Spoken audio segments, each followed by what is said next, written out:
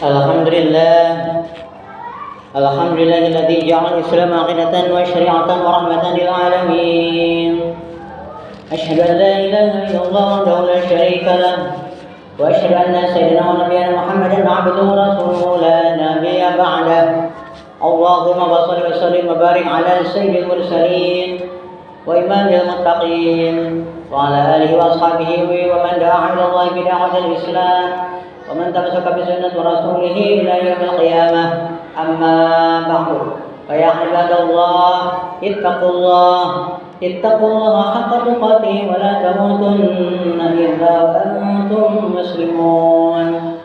Wa qala Allah ta'ala fi kitabil karim wa huwa asdaqul qailin. A'udzu billahi samil 'alim minasy syaithanir rajim. Wa la taqrabuz zina innahu kana fahisha wa sa'a sabila. Al-ayat sadaqallahul azim wa sadaqa rasulun nabiyul karim wa nahnu ala dzalika minasy syakirin walhamdulillahirabbil alamin. Hadirin jamaah-jamaah rahimakumullah. Puji dan syukur marilah kita panjatkan kehadirat Allah Rabbul Izzati, Tuhan seluruh sekalian alam. Allah zat yang telah memberikan berbagai macam anugerah serta kenikmatan kepada kita, di antaranya nikmat sehat, nikmat panjang umur, nikmat ibadah, nikmat negeri kita merdeka, di mana saudara-saudara kita di Gaza sekarang masih dibantai oleh Zionis Yahudi Rahmatullah. Dan merdeka ini adalah nikmat dari Allah Subhanahu wa taala, mari kita gunakan untuk beribadah kepadanya. Dan Allah adalah yang telah memberikan nikmat yang paling besar, itu nikmat iman dan nikmat Islam. Sehingga dengan dorongan keimanan dan keislaman yang ada pada diri kita masing-masing, sesibuk apapun aktivitas kita di siang ini, seberat apapun problematika kehidupan yang kita hadapi dan jalani, tapi kita masih bisa menyempatkan diri untuk melaksanakan panggilan Allah, seruan untuk melaksanakan ibadah sholat Jumat yang insyaallah kita laksanakan pada siang ini. Mudah-mudahan segala amal ibadah kita, terutama amalan ibadah sholat kita, diterima oleh Allah Subhanahu wa taala. Salawat dan salam semoga tercurahkan selalu ke hariban Nabi Agung manusia pilihan Allah yang telah hijrah min daril kufar ila daril Islam, dari Mekah ke Madinah. Kemudian Rasul mendirikan daulah Islam. Rasul kemudian diangkat menjadi kepala negara, dibeat oleh dua suku besar itu Aus dan Khazraj. Dan Rasul meletakkan dasar-dasar kepemimpinan ketatanegaraan modern, termodern di dunia, yaitu meletakkan tata dasar pemerintahan Islam dengan disertainya atau ditandatanganinya Piagam Madinah, di mana salah satu isi Piagam Madinah bahwa seluruh masyarakat Madinah, baik Muslim, Yahudi, Nasrani dan aliran kepercayaan yang lainnya, semuanya tunduk dan patuh kepada baginda Rasulullah SAW sebagai kepala negara. Dan apabila ada persengketaan di antara mereka, maka persengketaan tersebut dikembalikan urusannya kepada Allah dan Rasulnya. Dan semua warga negara Madinah, apapun agamanya, semuanya mendapatkan hak yang sama dari negara, dari baginda Rasulullah SAW. Hadirin jamaah Jumat rahimakumullah, kepada para sahabatnya pula salat mudah-mudahan Allah sampaikan kepada keluarganya, sahabatnya serta umatnya yang setia dari zaman tersebut semuanya. Hadirin jamaah rahimakumullah, merupakan khutbah khatib berkewajiban wasiat khusus bagi diri pribadi, umumnya bagi ahli jemaah sekalian. Marilah kita bersama-sama meningkatkan kuantitas keimanan dan ketakwaan kita kepada Allah Subhanahu wa taala dengan jalan melaksanakan perintah Allah, menerapkan aturan-aturan Allah, menerapkan syariat Islam sekemampuan kita, baik dalam aspek pribadi, keluarga, masyarakat, bahkan bernegara. Mudah-mudahan dengan demikian kita termasuk golongan orang-orang yang bertakwa, sehingga kita selamat dunia dan akhirat. Hadirin jamaah Jumat rahimakumullah, di tengah upaya meraih bonus demografi dan mewujudkan visi Indonesia emas, Indonesia justru dihadapkan pada persoalan serius yang mengancam generasi mudanya. Ketika arus liberalisme dan gaya hidup bebas makin mengakar, perilaku seksual di luar pernikahan dan penyimpangan seksual justru semakin dianggap biasa. Padahal dampaknya sangat nyata dan mengkhawatirkan. Kementerian Kesehatan Republik Indonesia melaporkan peningkatan signifikan kasus sifilis mencapai 23.347 kasus pada tahun 2024, meningkat 70% sejak 2018.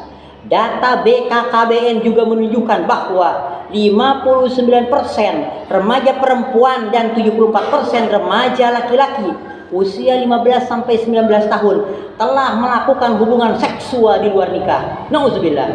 Hal ini berdampak pada lonjakan kehamilan remaja 36 per 1000 remaja putri. Kasus aborsi 750 sampai 1,5 juta per tahun.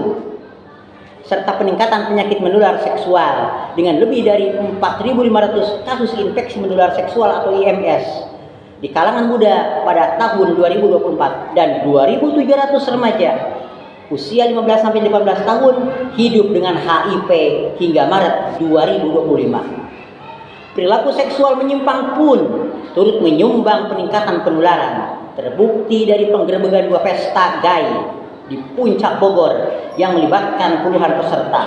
30 diantaranya reaktif HIV dan sifilis. Mirisnya, perzinahan dan hubungan sesama jenis belum dilarang tegas secara hukum. KUHP hanya mengatur sebagai delik aduan, yang artinya tidak bisa diproses tanpa laporan pihak terkait. Padahal dampak dari perilaku bebas ini sangat luas, bukan hanya merusak individu, tetapi juga keluarga dan masyarakat, bahkan negara. Jika dibiarkan, cita-cita menuju Indonesia emas bisa tergelincir menjadi Indonesia cemas. Ma'asyiral muslimin wa jumhurul mu'minin rahimakumullah.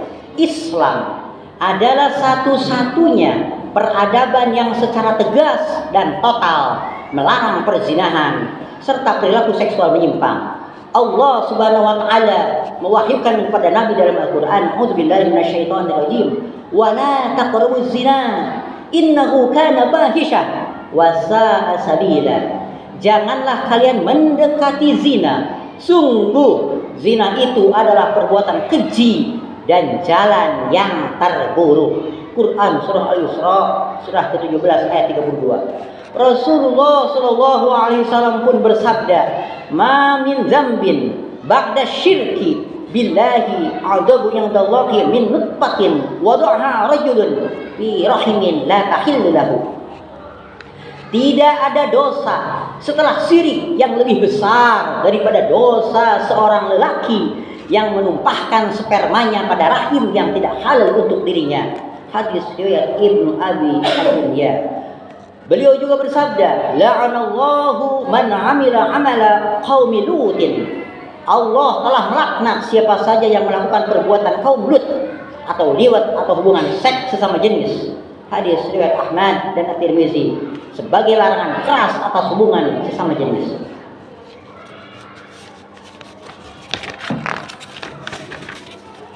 Islam telah menetapkan solusi mulia dalam mengatur hubungan antara manusia, antara pria dan wanita, yaitu melalui pernikahan. Dengan menikah, hubungan menjadi halal dan mendatangkan ketenangan, cinta serta kasih sayang. Sebagaimana wahyu Allah dalam Al-Qur'an, "A'udzubillahi minasyaitonirrajim. Wa min ayatihi an khalaqalakum min anfusikum azwaja litaskunu ilaiha wa ja'ala bainakum mawaddatan wa rahmah inna fi dzalika laayatin liqaumin yatafakkarun." Yang artinya wallahu a'lam bishawab. Dan sebagian tanda-tanda kekuasaan Allah di antaranya adalah Dia menciptakan istri-istri, pasangan-pasangan kalian dari diri kalian sendiri agar kalian merasakan ketentraman. Dan hal yang demikian itu merupakan tanda-tanda kekuasaan Allah bagi orang-orang yang berpikir.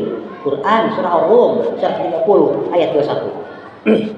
Pernikahan menjaga kehormatan, menyalurkan kebutuhan biologis secara syar'i, serta melindungi nasab atau turunan, hak perwalian dan hukum waris.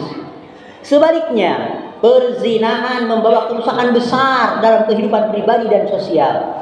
Zina menjadi pintu penularan penyakit menular seksual, merusak institusi keluarga, dan menyebabkan banyak bayi lahir tanpa nasab yang jelas atau dibuang bahkan dibunuh. Perzinahan juga mengacaukan sistem hukum terkait keturunan, perwalian dan warisan. Maka sungguh ironis bila umat dan negara justru membiarkan praktek keji ini terus berlangsung, alih-alih menegakkan hukum syariat yang menyejahterakan. Ma'asyiral muslimin rahimakumullah. Peningkatan penyakit menular seksual atau PMS merupakan dampak langsung dari sistem sekuler liberal yang diterapkan di negeri ini. Sekularisme menyingkirkan aturan agama, termasuk larangan zina dan penyimpangan seksual. Sementara liberalisme menjadikan kebebasan individu sebagai asas utama, termasuk dalam urusan seksualitas. Maka tidak cukup jika negara hanya fokus menangani PMS-nya saja, tanpa mencabut akar masalahnya, yaitu sistem sekuler liberal yang diterapkan di negeri ini. Solusi sejati hanya dapat ditemukan dalam sistem Islam yang menjaga kehormatan dan kehidupan manusia. Islam menetapkan sejumlah langkah menyeluruh untuk mencegah perzinahan dan kerusakan moral. Pertama, negara wajib mendidik masyarakat agar bertakwa dan menjaga diri, termasuk iffah dengan ghaddul basar, menjaga pandangan, menutup aurat dan menjauhi zina. Kedua, negara harus memfasilitasi pernikahan pemuda dan pemudi, termasuk dengan membenahi sistem ekonomi agar tidak menyulitkan mereka dalam membangun rumah tangga. Ketiga, keluarga dan negara harus membekali pemuda dan pemudi dengan ilmu menuju pernikahan. Dengan begitu, pasangan suami istri terhindar dari konflik dalam rumah tangga dan jauh dari perceraian. Keempat, negara harus melarang aktivitas yang membuka peluang zina seperti khalwat, ikhtilat di pesta dan klub malam, serta pornografi dan porno aksi. Situs-situs internet, situs-situs porno aksi dan pornografi wajib harus ditutup. Yang kelima, Islam menetapkan sanksi tegas atas pelaku zina dan penyimpangan seksual sesuai syariat, tanpa harus menunggu delik aduan. Zina lajang atau goyer muhson dihukum 100 cambukan. Zina muhson sudah menikah dirajam hingga mati, dan kaum ghai dihukum mati. Hukuman dijatuhkan jika ada pengakuan atau 4 saksi laki-laki yang menyaksikan langsung perbuatan tersebut. Keenam, negara wajib mengobati penderita PMS atau orang yang kena penyakit menular agar tidak menular, dan istri berhak menuntut cerai jika suaminya mengidap penyakit berbahaya.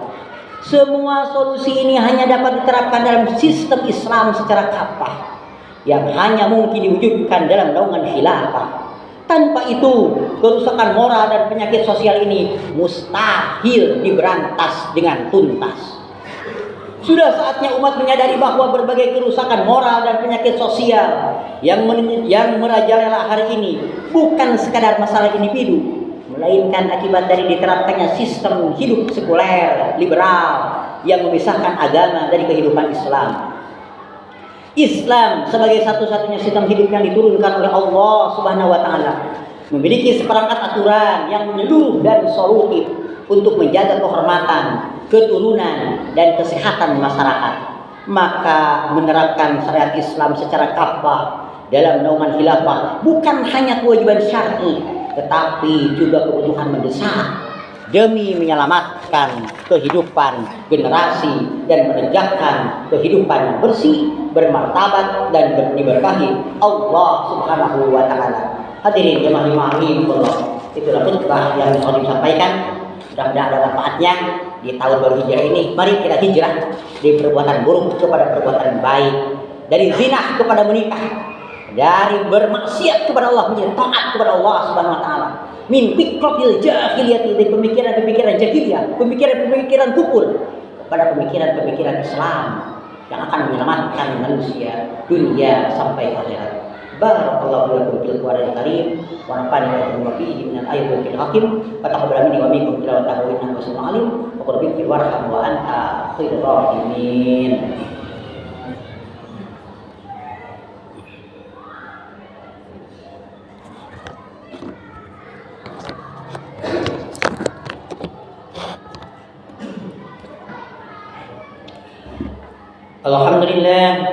Alhamdulillah nahmaduhu wa nasta'inuhu wa nastaghfiruh wa na'udzu billahi min shururi anfusina wa min sayyiati a'malina may yahdihillahu fala mudilla lahu wa may yudlil fala hadiya lahu أشهد أن لا إله إلا الله وحده لا شريك له وأشهد أن سيدنا ونبينا محمدا عبده ورسوله لا نبي بعده اللهم صل وسلم وبارك على سيدنا محمد وعلى آله وصحبه ومن تبعهم بإحسان إلى يوم الدين أما بعد فيا عباد الله أوصيكم ونفسي بتقوى الله وقد فاز المتقون وقال الله تعالى في كتابه الكريم أعوذ بالله السميع العليم من الشيطان